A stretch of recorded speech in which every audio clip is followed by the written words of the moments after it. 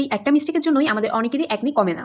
আমি কিভাবে আমার স্কিন টেক্সচার ইমপ্রুভ করেছি, আমি কিভাবে আমার স্কিনে অ্যাকনি কমিয়েছি এবং শুধুমাত্র অ্যাকনি নয়, অ্যাকনি মার্কসও রিমুভ করেছি, সেটা জানতে হলে চোখ রাখুন আজকের ভিডিওতে।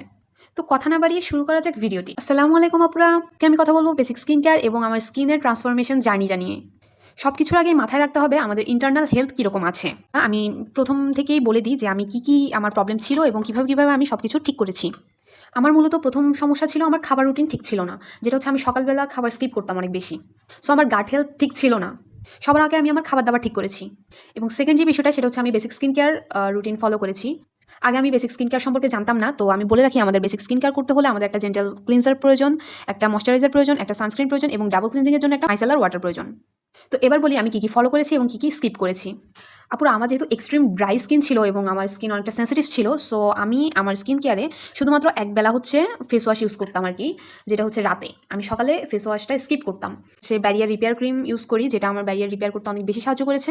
আপনারা ভিডিওতে দেখতে পাবেন হয়তো বা যে আমি এটা প্রায় বলতে গেলে শেষই করে ফেলেছি। আর আমি ভিডিওতে যে সানস্ক্রিনটা দেখিয়ে দিচ্ছি, এই সানস্ক্রিনটা আসলে আমার ওইরকম পছন্দ হয়নি। আমি এটা নিয়ে আলাদা একটা ভিডিও করবো যে এটার কী প্রবলেম ছিল, আমার মানে পছন্দ হয়নি এবং কী আমার সমস্যা ছিল আর কি। এটা যদি আমি রেটিং দিই তাহলে 10-এ আমি 6 দিব।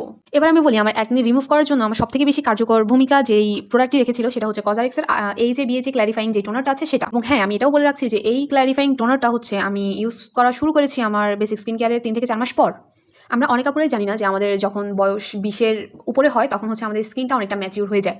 পুরো আমাদের সবার স্কিন কিন্তু সেম না। তো ম্যাচিউর স্কিন যাদের থাকে, যেমন আমার ছিল, তো আমার ডেড সেলসগুলো রিমুভ হতো না নিজে নিজে।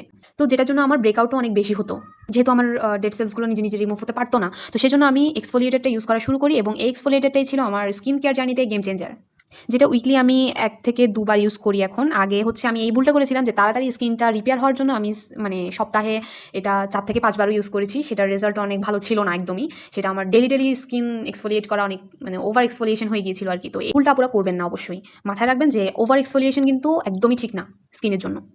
তারপর এখানে বলে রাখি আমি এক্সফোলিয়েটিং যেই ফেস ওয়াশটা আছে আর কি আমার ইনসে স্যালিসাইলিক অ্যাসিডের, এই ফেস ওয়াশটা আমার স্কিন কেয়ার জার্নিতে আমার অ্যাকনি রিমুভের ক্ষেত্রে অনেক ভালো কাজ করেছে। এটা নিয়ে আলাদা একটা ভিডিও অলরেডি আপলোড করেছি। আমি করতাম কি আমার অ্যাকনিগুলোর উপরে আর কি, আমার যেই অ্যাক্টিভ অ্যাকনিগুলো থাকতো ওই অ্যাকনিগুলোর উপরে হালকা পরিমাণে এই ফেস ওয়াশটা নিয়ে ফোম ক্রিয়েট করে ওই অ্যাকনির উপরেই শুধুমাত্র দিয়ে রাখতাম কিছু। আমাদের হরমোনাল ইমব্যালেন্সের কারণেও মানে আমাদের প্রত্যেক মাসে যে পিরিয়ড হয়, পিরিয়ডের কারণেও কিন্তু আমাদের অ্যাকনি থেকেই যায়। আপনার একটা দুইটা অ্যাকনি কোনো ব্যাপার না, কিন্তু বেসিক স্কিন কেয়ার করবেন, যে কথাগুলো আমি বলেছি এগুলো ফলো করবেন। ফলো করলে দেখবেন আশা করছি আপনাদের 100 থেকে 95% টিক অ্যাকনি হওয়ার সম্ভাবনা কমে যাবে। আজকে তো বললাম অ্যাকনি রিমুভের ক্ষেত্রে কি কাজ করেছে। ভিডিওটা অনেক লং হয়ে যাচ্ছে, সেজন্য আমি স্কিন কেয়ার জার্নি পার্ট 2 হিসেব করে আমি আমার অ্যাকনি মার্কসগুলো কিভাবে কমিয়েছি সেটা সম্পর্কে ধারণা দিব। তো আজকে এই পর্যন্তই আপুরা। আমার পার্ট 2 কে জানতে চাচ্ছেন, কি দেখতে চাচ্ছেন সেটা সম্পর্কে কমেন্ট করে জানিয়ে দিন। আসসালামু আলাইকুম আপুরা।